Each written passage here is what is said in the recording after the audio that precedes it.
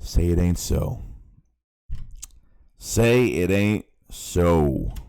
Um, so I didn't find out about this until like later on because I didn't feel good last night and was happy with the Eagles' win over Washington, a hard-fought battle, an NFC East battle, which was pretty much right to the end of the game, and the Eagles won. And we had to rely on some other teams to get us into obviously the wild card, into the playoffs.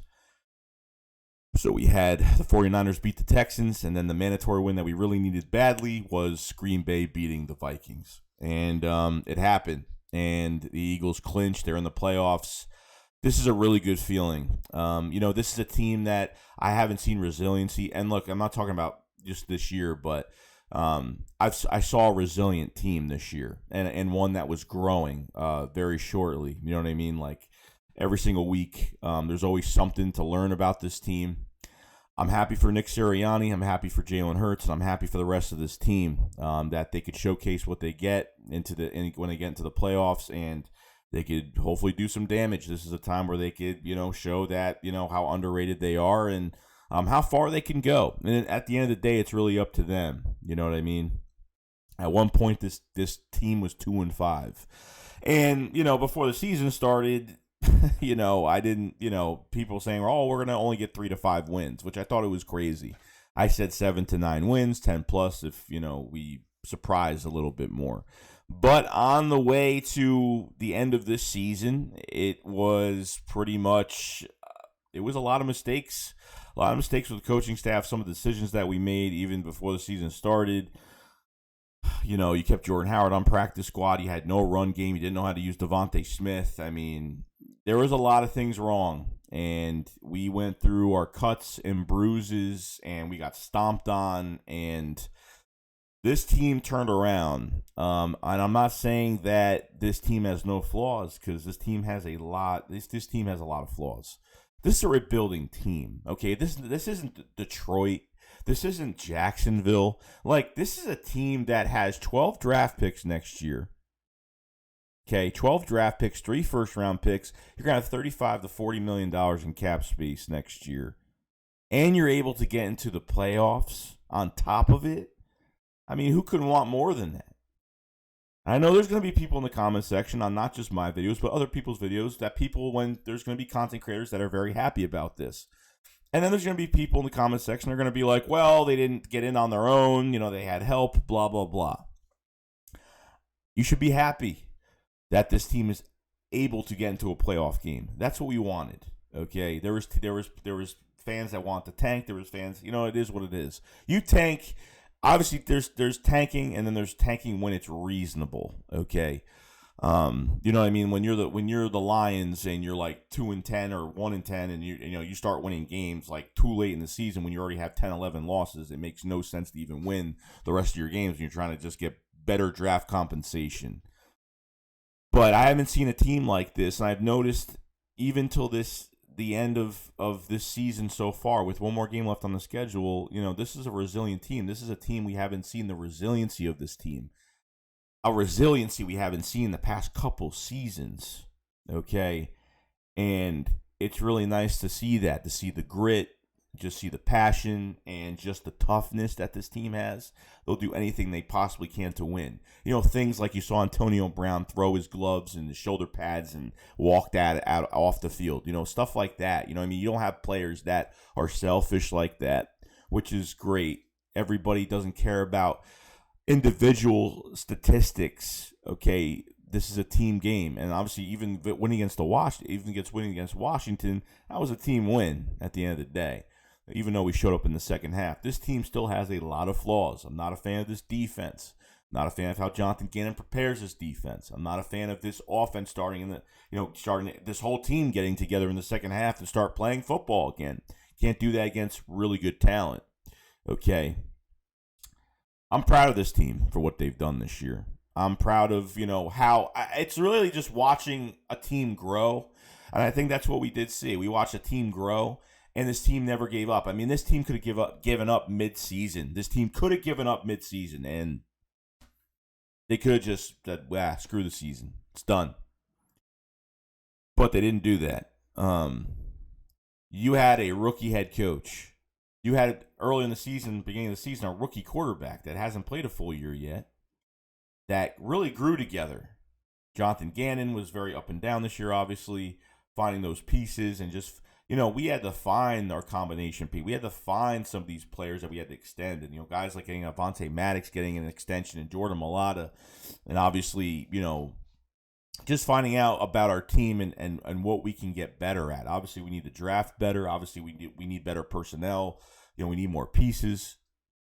But this is a never quit team, and I love that. And I think Nick Sirianni is a huge part of this whole thing. He put the stamp on this whole thing before the season started that he was going to bring a new culture to Philadelphia. And then obviously weeks later with the flowers and the blooming, and we all laughed at it. We all laughed at this guy at his first press conference. Then we laughed at the flowers, the plants growing, the fertilizer, all the jokes we laughed at, and we kind of looked at it and we were like, it was funny, but the players seem to have really took it in. They took it all in, and it seems like it has been working. There's nothing perfect about this team. I think what's perfect about them is really just the toughness that they have, and that their will to never give up is a huge one. I know I'm kind of going real deep in this, but really, when you take just playing football out of it and what they are as human beings on this team and what they, how they're working together and nobody's being selfish and everybody is really trying to make this about the team, not about one or two guys. That's the whole point of this whole entire thing. You know what I mean? So Eagles get into the wild card, and the Eagles have a chance to show if they can make some noise. If they can't, they did whatever they possibly could. The road will end when it ends. Okay.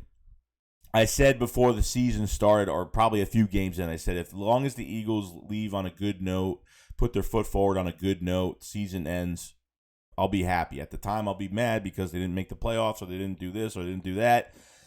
It's totally fine. But as long as they put their foot forward and I feel comfortable in the season ending and I say we're going in, at least if it leads me to say we're going in a good direction, I'm totally fine with it. And I think, obviously, there's going to be a lot of people, as well as me, is Howie Roseman's going to be here, regardless, especially now.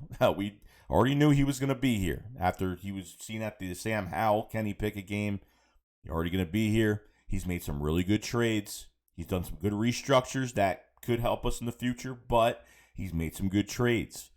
And Howie Roseman is going to make a lot more trades next year. His trade and his cap are his bread and butter. Obviously, being a talent evaluator is the one thing that we're not agreeable on, and which I understand.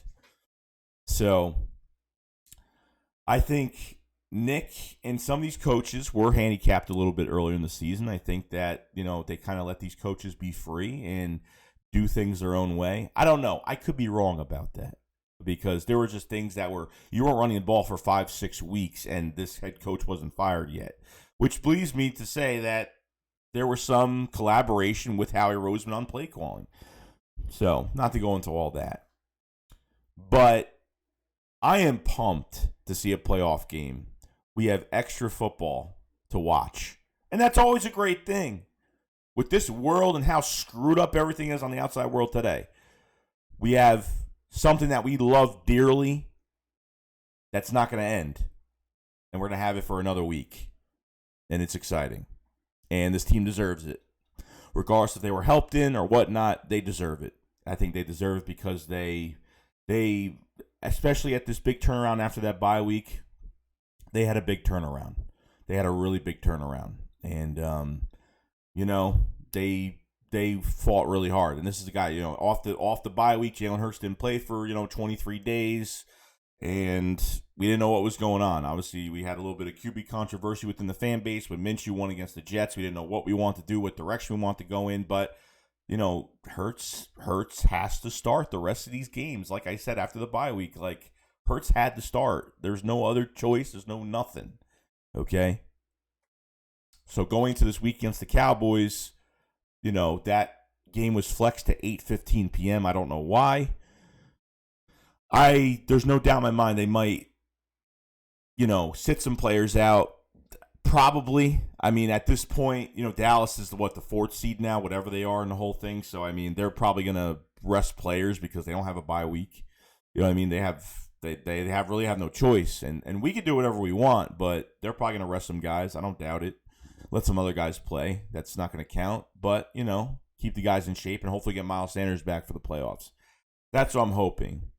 But I'm very proud of this team. I am. Been pissed off. It happens every year. There's things I don't like. There's things I criticize that people don't like. It is what it is. You know what I mean? Every week it changes. But if I see a consistency of what this team has, I reward it. I reward it by saying it. Resiliency, passion, toughness. They got grit to them. I mean, they, even seeing the unscripted videos from the Eagles and watching Jason Kelce with these big talks with the team and just, these players are worth something. They're not, they're not nothing. They are. It's going to take everybody in the room to get this done. So, other than that, guys, that's pretty much it. I'm pumped. I wish I was more pumped because I came and talked. My throat's killing me. I'm sick. So, I appreciate everybody that's been very patient with me. So, we're going to be having the shakedown tonight. We changed it. I couldn't do it last night. I did not feel good. Haven't been feeling good. So, I'm very pumped. I'm very excited. And I hope you guys are. I really hope you guys are in the end because I think this team deserves it. I do. So, that's it. Other than that, guys, that's pretty much it. I will see you guys later. Guys, enjoy your night or day whenever you watch this video. Shake spot, fly. Peace out, guys. Peace.